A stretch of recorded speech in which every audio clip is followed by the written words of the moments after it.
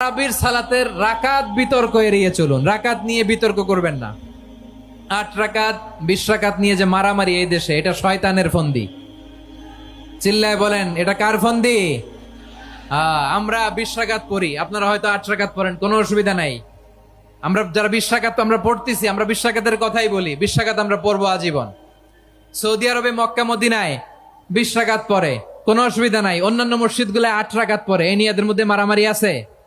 হ্যাঁ, এই জন্য রাকাত বিতর্ক এড়িয়ে চলবেন। প্রিয় ভাইয়েরা, আপনার আমল আল্লাহর কাছে কবুল হবে সংখ্যার বিচারে না উত্তমতার বিচারে? বলেন তো, সংখ্যার বিচারে না উত্তমতার বিচারে? উত্তমতার বিচারে। কত চমৎকার ভাবে আপনি আল্লাহর সামনে দাঁড়াতে পারছেন, এটা বিবেচ্য। রুকু সেজদাগুলো সুন্দরভাবে করবেন। রুকু থেকে সোজা হয়ে দাঁড়ানো ওয়াজিব, 2 সেজদার মাঝখানে সোজা হয়ে বসা ওয়াজিব। এই তাদিলুল আরকান বাদ দিলে হানাফি মাযহাব মতে সৌ সেজদা দিতে হবে। অন্য মাযহাব মতে নামাজই হবে না, আপনার নামাজই হবে না। এই জন্য ধীরস্থির ভাবে তারাবির সালাত যেন আমরা আদায় করি। পারা যাবে তো ইনশাআল্লাহ? 3 নাম্বার